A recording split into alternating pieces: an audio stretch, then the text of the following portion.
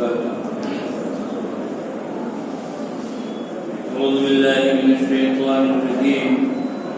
بسم الله الرحمن الرحيم. ومن الناس من يتخذ من دون الله أندادا يحبونهم كحب الله والذين آمنوا أشد حبا لله ولو يرى الذين ظلموا إذ يرون العذاب أن القوة لله جميعا وأن الله شديد العذاب. دینی بھائیوں اور اسلامی خواتین، سورہ بقرہ کا درس چل رہا ہے آپ کے سامنے. کل کے درس میں بھی اسی سورت سے کچھ باتیں آپ کے سامنے رکھی گئی تھی اور یہ بتایا گیا تھا اس سورت میں اللہ رب العالمین نے یہود کا تذکرہ کیا ہے. یہودیوں کے جو غلط عقیدے تھے اور ان کے جو برے اعمال تھے اللہ رب العالمین نے ان کا ذکر کیا ہے. اور ساتھ ہی ساتھ اللہ تعالی نے اہل ایمان کا، مسلمانوں کا بھی اس صورت میں جگہ جگہ تذکرہ کیا. ایک مسلمان کو کیسا ہونا چاہیے اس کا بھی بیان ہے اور اسلامی احکام کیا ہے، اسلامی تعلیم کیا ہے، ایک ساتھ رہنے کے اصول کیا ہے، ضابطے کیا ہے. اللہ رب العالمین نے ان باتوں کو بھی اس صورت میں بیان فرمایا ہے.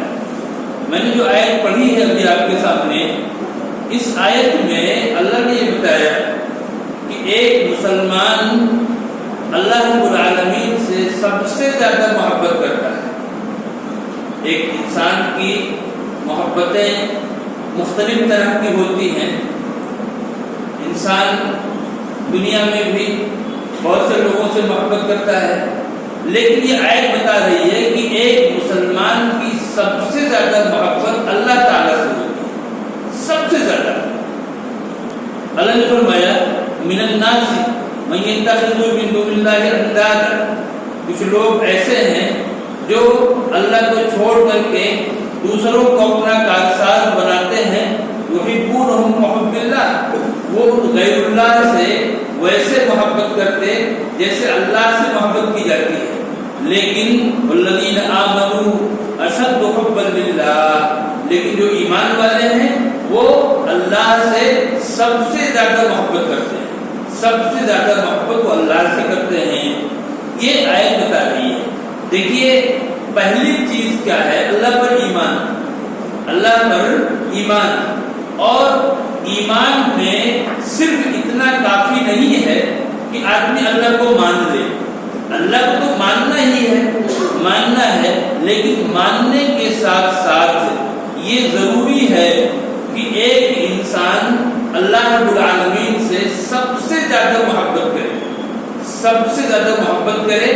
اور پھر تیسری چیز یہ کہ اس محبت کا اظہار کرے، اس محبت کو ظاہر کرے. کیسے؟ اللہ کی فرمانبرداری کر کے، اللہ کے احکام پر چل کر کے اس محبت کو ظاہر کرے. دل میں اس کے سب سے زیادہ محبت اللہ رب العالمین سے ہو اور پھر اس کے احکام پر چل کے اس کی اطاعت کر کے اس محبت کا اظہار کرے. یہ ایک مسلمان سے مطالبہ ہے اللہ رب العالمین کا. اور ایسے بھی ایک انسان اگر دیکھے، لاجک بھی یہی کہتی ہے، کیونکہ کوئی بھی انسان ہو اس پر سب سے زیادہ احسان اللہ رب العالمین کا ہے. اس سے بڑھ کر کے احسان کسی اور کا نہیں ہے.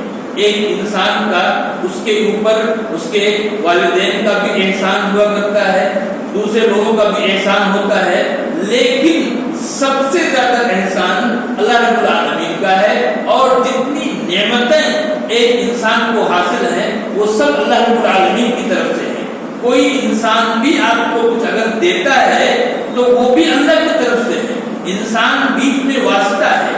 آپ کو آپ کے والد نے دیا، آپ کی والدہ نے دیا، یا اور کسی نے آپ کو کچھ دیا، تو جو کچھ آپ کو مل رہا ہے ان سے یہ سب اللہ کی طرف سے، وہ بیچ میں واسطہ ہے، وہ بس اور کوئی چیز نہیں ہے۔ اس وجہ سے لاجک بھی یہی کہہ رہی ہے کہ ایک انسان کو سب سے زیادہ محبت اللہ رب العالمین سے کرنی چاہیے۔ جو لوگ غیر اللہ کو مانتے ہیں وہ غیر اللہ سے محبت زیادہ کرتے ہیں اور وہ سمجھتے ہیں کہ ان سے ہمارا کام بن جائے گا، حالانکہ قرآن یہ کہہ رہا ہے، قرآن یہ کہہ رہا ہے کہ جب قیامت کے دن یہ لوگ عذاب کو دیکھیں گے تو اس وقت آج جن کو یہ لوگ پکار رہے ہیں وہ انکار کر دیں گے۔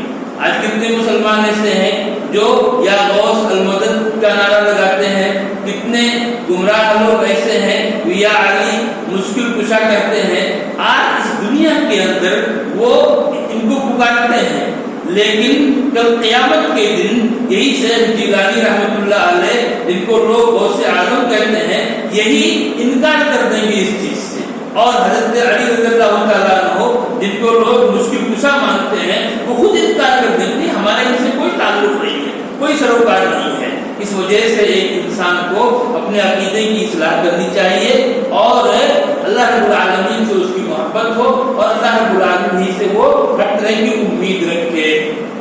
آگے اللہ رب العالمین نے لوگوں کو اس بات کی تاکید کی ہے کہ حلال روزی کھائیں اور اللہ رب العالمین کا شکر ادا کریں، حلال روزی کو استعمال کریں، حرام رزق کے قریب ایک مسلمان نہ جائے۔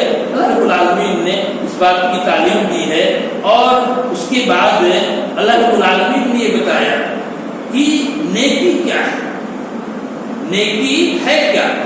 ایک بہت سے لوگ ایسے ہیں جو اصل نیکی کو جانتے ہی نہیں، چھوٹی چھوٹی چیزوں کو کلمہ پڑھ لیا یعنی اسلام میں آ گئے اور کچھ چیزوں کا احترام کر لیا، بس سمجھتے ہیں یہی سب کچھ ہے۔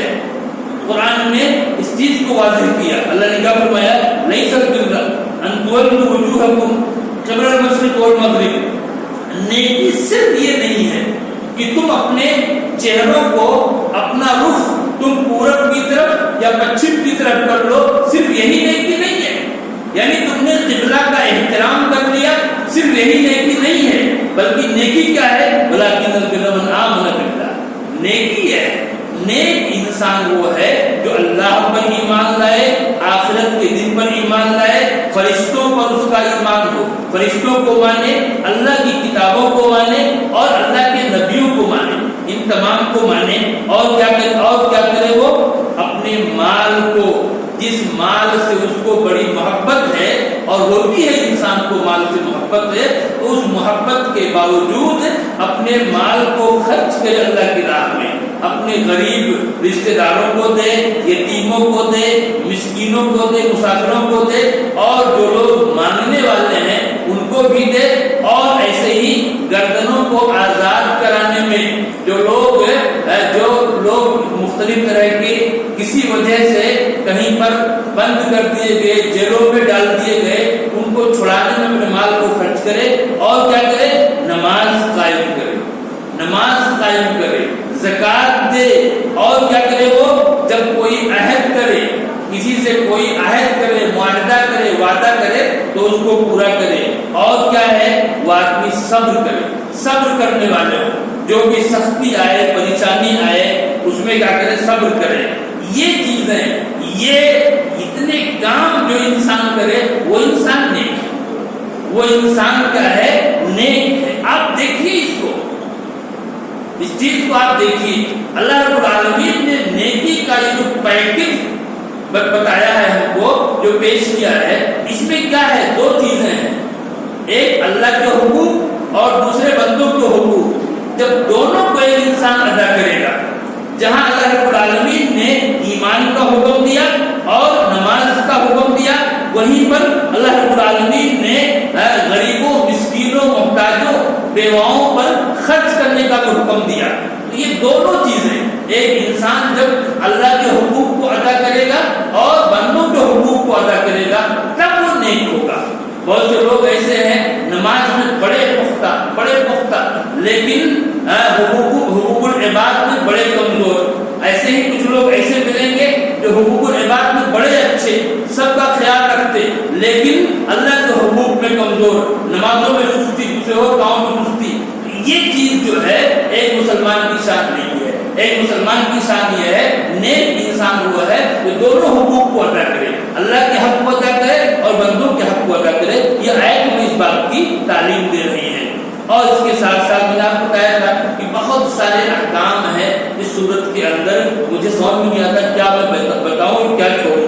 اللہ رب العالمین نے اس صورت میں رمضان کی فضیلت کا بھی ذکر کیا، ایسے ہی رمضان کے روزے کی فرضیت کا بھی ذکر کیا، اور یہ فرمایا کہ ایام معدودات، مسلمانوں چند دن ہیں یہ گنتی کے، چند دن، کہاں 11 مہینے اور کہاں 1 مہینہ، کہاں 1 مہینہ، تو کہا تو چند دن ہے، اس لیے تم کو خوشی خوشی اس مہینے میں روزہ رکھنا چاہیے اور عبادتیں کرنی چاہیے۔ اور اللہ رب العالمین نے روزے کے تعلق سے تعلیمات دی، سحری کے تعلق سے تعلیم حکم دیا، کیا فرمایا؟ کلوا واشربوا حتی یتبین لکم الخیط الابیض من الخیط الاسود من الفجر، تم کھاؤ اور پیو، تم کھاؤ اور پیو، یعنی سحری میں تم کھاؤ اور پیو یہاں تک کہ سفید دھاگا کالے دھاگے سے الگ ہو جائے، ظاہر ہو جائے۔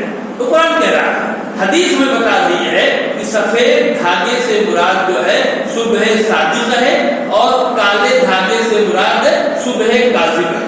صبح صادق کب ہوتی ہے؟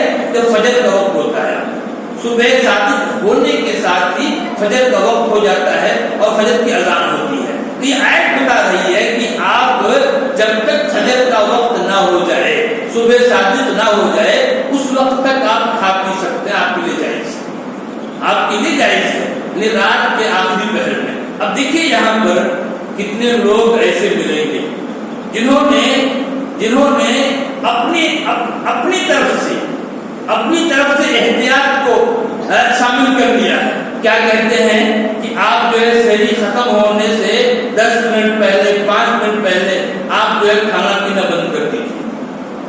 قرآن کیا کہہ رہا ہے؟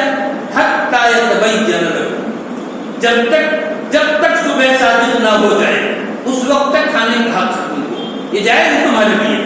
اس لیے کوئی اگر آدمی یہ کہتا ہے کہ آپ کو 10 منٹ پہلے رک جانا ہے، آپ کو سحری ختم ہونے سے پہلے، یہ چیز غلط ہے، یہ اسلامی سوچ نہیں ہے، اسلامی تعلیم نہیں ہے، بلکہ حدیث میں تو یہاں تک آتا ہے کہ اگر آدمی سحری کر رہا ہے اور اس کی پلیٹ میں 2-4 لقمے ابھی بچ گئے ہیں اور اذان شروع ہو گئی، تو وہ اتنا پورا کر لے، اس کے لیے جائز ہے وہ پورا کر لے، لیکن وہ اس کی عادت نہ بنائے کہ نہیں اب جب ٹائم ختم ہو رہا ہے تو اس نے پلیٹ میں خوب زیادہ رکھ لیا، نہیں، کبھی رہ گیا تھوڑا بہت تو اس کو پورا کر سکتا ہے۔ کتنے لوگ ایسے ہیں جو پانی لیے بیٹھے رہیں گے، اذان ہوگی تو پانی پیے، غلط ہے یہ چیز، یہ غلط ہے کہ اذان ہو تو آپ پانی پیے، نہیں، شریعت کہتی ہے کبھی آپ لیٹ ہو گئے، آپ نے کھانا کھا لیا، پانی نہیں پی سکے، آپ اذان شروع ہوگی تو آپ پی لیجیے، لیکن جان بوجھ کر کے بیٹھے رہنا، اذان ہو تو پانی پیئیں گے، بالکل یہ غلط ہے۔ لیکن اذان ہوتی ہے سحری ختم ہونے کے بعد، سحری کا وقت ختم ہونے کے بعد اذان ہوتی ہے۔ اس طرح سے دونوں طرف سے، ایک طرف وہ لوگ ہیں جو کہتے ہیں کہ 10 منٹ پہلے آپ کھانا پینا بند کر دیجئے، اور ایک طرف دوسری طرف وہ لوگ ہیں جو پانی لے کے بیٹھے ہوئے ہیں، اذان کا انتظار کر رہے ہیں، اذان ہوگی پیئیں گے، یہ دونوں غلط ہے، دونوں غلط ہے۔ اسلام شریعت یہ کہہ رہی ہے کہ آپ جو ہے صبح صادق تک ہونے تک آپ کھا پی سکتے ہیں، یہ تعلیم ہے قرآن کے اندر۔ اور بھی چیزیں، اعتکاف کے احکام کو بھی اللہ رب العالمین نے ذکر کیا ہے، ایسے ہی حج اور عمرہ کے احکام کو بھی اللہ رب العالمین نے اس صورت میں بیان کیا ہے۔ اور اس کے ساتھ ساتھ اللہ رب العالمین نے ایک سب سے بری دعا اور دوسری سب سے اچھی دعا، ان دونوں دعاؤں کا ذکر کیا ہے۔ سب سے بری دعا کیا مطلب ہے؟ سب سے بری دعا کیا ہے؟ بعض لوگ کہتے ہیں ربنا آتنا فی الدنیا، ربنا آتنا فی الدنیا، ہمارے پروردگار تو ہمیں دنیا عطا کر دے، دنیا دے دے. قرآن کہہ رہا ہے کہ یہ جو ہے یہ انتہائی خراب دعا ہے کہ آدمی صرف اللہ سے دنیا مانگے، صرف دنیا مانگے. قرآن کہہ رہا ہے کہ ایسے لوگوں کے لیے آخرت میں کوئی حصہ نہیں ہے. یہ کیا ہے؟ یہ بری دعا ہے. اور جو اچھی دعا ہے وہ کیا ہے؟ ربنا آتنا فی الدنیا حسنہ وفی الآخرۃ حسنہ وقنا عذاب النار.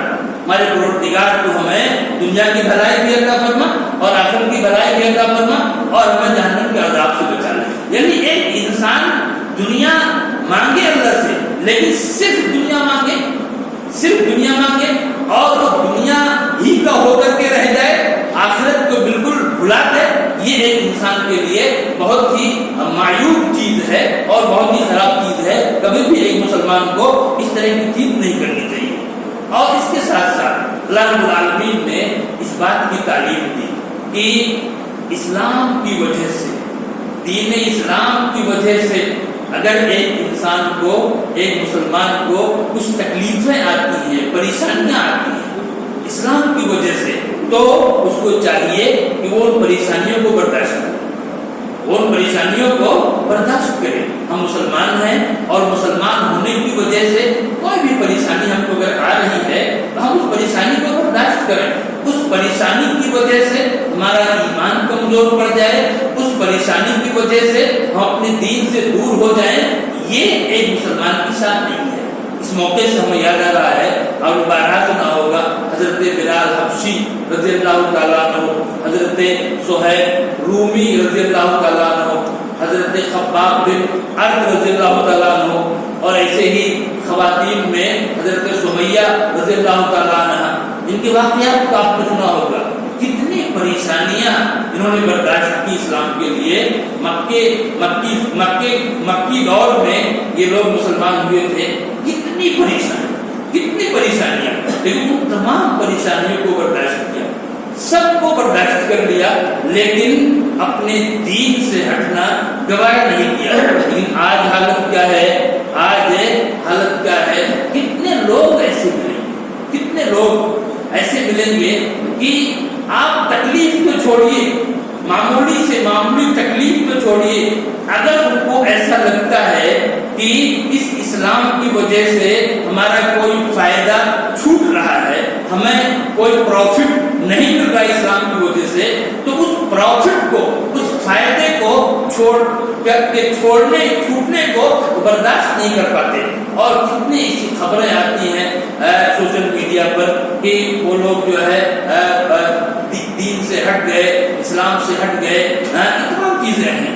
ایسے لوگوں کے لیے قرآن کا یہ پیغام ہے، قرآن کا یہ پیغام ہے ایسے لوگوں کے لیے کہ جنت بہت آسانی سے نہیں ملے گی، جنت آسانی سے نہیں ملے گی. اللہ نے کہا ام حسبتم ان تدخلوا الجنہ ولما یأتکم مثل الذین خلوا من قبلکم. کیا تم یہ سمجھتے ہو کہ تم کو جنت ایسے ہی مل جائے گی؟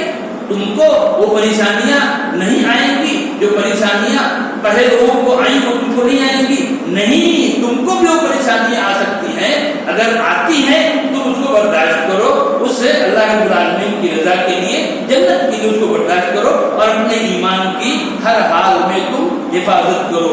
اللہ رب العالمین نے اس صورت کے اندر اس کے علاوہ شوہر اور بیوی کے تعلق سے بھی، میاں بیوی کے تعلق سے بھی بہت سارے احکام کو بیان کیا ہے. اور اس طریقے سے ایک انسان، ایک مرد عورت کے ساتھ جو صحبت کرے گا تو اس کے بھی اصول ضابطے اللہ نے یہاں بتائے ہیں. کس حالت میں ایسا کرنا جائز ہے؟ حیض کی حالت میں، حیض کی حالت میں اسلام نے اس بات سے منع کیا ایک مرد کو کہ وہ حیض کی حالت میں جب وہ اس عورت کا منتھلی کورس چل رہا ہو تو اس حالت میں صحبت کرنا جائز نہیں ہے. اللہ نے اس حکم کو بھی یہاں بیان کیا. ایسے ہی طلاق کے مسئلے کو بھی اللہ رب العالمین نے بیان کیا. اور طلاق کو اسلام نے صرف جائز کیا ہے، صرف جائز کہا ہے، وہ بھی ایسی حالت میں جب نباہ نہ ہو سکے، شوہر اور بیوی کے درمیان गुजर बसर करने की कोई सूरत ना हो, इस्लाम ने सिर्फ जायज करार दिया है ताकि वो दोनों परेशानी से बच जाएं। और उस हालत में भी इस्लाम की ये तालीम है कि औरत के साथ, उसको तुम तलाक दे रहे हो, उसके साथ अच्छा सलूक करो, अच्छा सलूक करो। ऐसा नहीं कि उसको मार पीट करके, डांट डपट करके उसको घर से निकाला जाए, नहीं।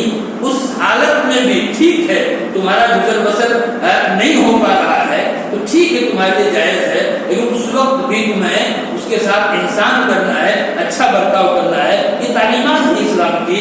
और इसके अलावा इस्लाम ने उन औरतों के ताल्लुक से भी यहाँ पर तालीम है जिनके शौहर का इंतकाल हो जाए, शौहर का इंतकाल हो जाए, एक बीवी को क्या करना है उसकी भी तालीम है। कुरान ये कह रहा है कि शौहर के इंतकाल होने पर बीवी को 4 महीना 10 दिन का शोक बनाना है। 4 महीना 10 दिन ये उसकी इद्दत है, जिस इस 4 महीना 10 दिन इस पूरे पीरियड में वो बीवी शोक बनाएगी अपने शौहर के वफात पर, उसके इंतकाल पर। और इस पीरियड में हदीस ये बताती है कि वो कोई भी जीनत नहीं करेगी, जीनत का कपड़ा, बहुत ज्यादा ज़ेबो जीनत के कपड़े नहीं पहनेगी, और ऐसे ही ज़ेबो जीनत की जो भी चीजें हैं उनको वो इस्तेमाल नहीं करेगी। और ऐसे ही वो इस पीरियड में अपने घर से बाहर नहीं निकलेगी, उसको घर में रहना है। इल्ला ये कि कोई जरूरत हो इलाज की, इसकी उसकी तो ठीक है, वरना वही रहेगी। उसकी भी तालीम यहाँ पर मौजूद है।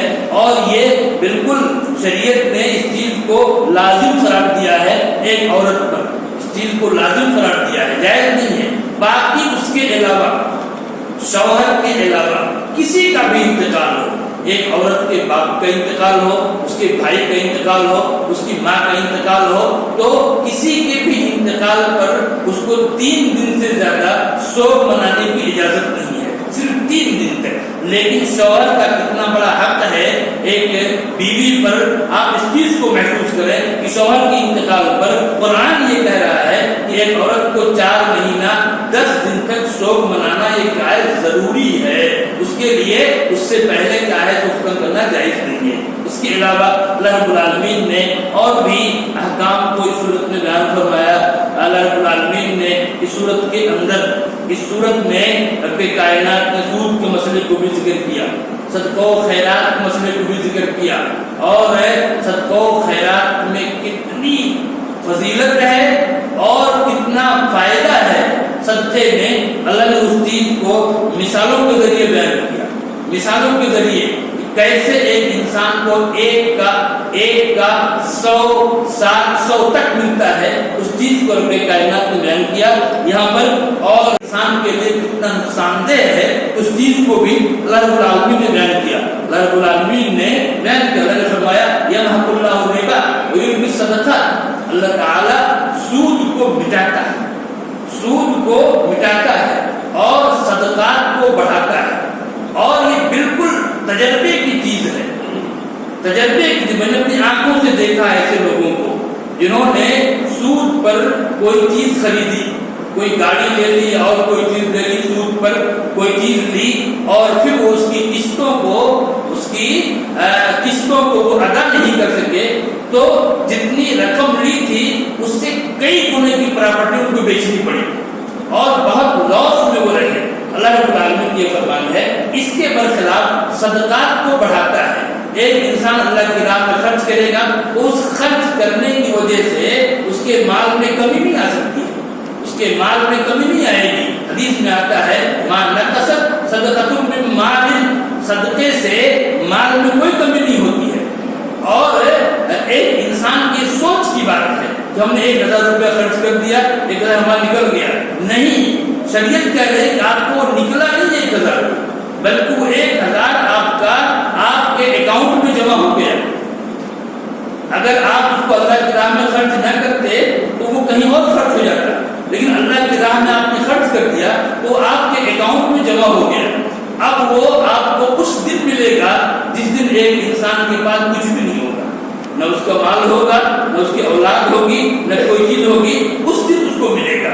इस्लाम की तालीम है। इस वजह से एक मुसलमान को सदका व खैरात पर तवज्जो देनी चाहिए और सूद سے اپنے آپ کو پورے طور پر دور رکھنا چاہیے۔ اس کے علاوہ اللہ رب العالمین نے اس صورت کے اندر دیکھیے کتنی بڑی تعلیم ہے، کتنی بڑی تعلیم ہے۔ تعلیم کیا تھی کہ جب تم کوئی لین دین کرو آپس میں، کسی سے آپ نے قرض لیا، کچھ بھی کیا، تو تعلیم کیا اس کو آپ لکھ دو، اس کو لکھ لو، کسی سے لکھوا دو اس کو، تاکہ کہیں ایسا نہ ہو کہ بھول چوک ہو جائے، آپس میں اختلاف ہو جائے، یا کوئی کسی کا ایمان خراب ہو جائے۔ اس وجہ سے وہ قرآن کی تعلیم ہے، اس کو آپ جو ہے لکھ لیا کیجیے، تاکہ ایک انسان اس طرح کی پریشانیوں سے بچ جائے۔ اور اس کے بعد اس صورت کو اللہ رب العالمین نے ان 2 آیتوں پر ختم کیا، ان 2 آیتوں پر جن کے بارے میں ہم نے پہلے درس میں بتایا تھا کہ یہ دونوں آیتیں سورہ بقرہ کی آخری دونوں آیتیں یہ جنت کا خزانہ ہے، جنت کا خزانہ ہے۔ اور ایک خاص فرشتہ سورہ فاتحہ اور سورہ بقرہ کی ان 2 آیتوں کو لے کے اترا تھا۔ یہ بہت ہی عظیم چیز ہے۔ آمن الرسول بما انزل الیہ من ربہ والمؤمنون سے اس میں دعائیں ہی دعائیں ہیں، سورہ فاتحہ میں دعائیں، اس میں بھی کیا دعائیں ہی دعائیں ہیں۔ اس پر اس صورت کو اللہ رب العالمین نے ختم کیا ہے، اور اسی کے ساتھ اس درس کو بھی ختم کیا جاتا ہے۔ اور پھر کل انشاءاللہ سورہ آل عمران کا درس ہوگا۔ اللہ تعالی ہم کو آپ سب کو عمل کرنے کی توفیق عطا فرمائے۔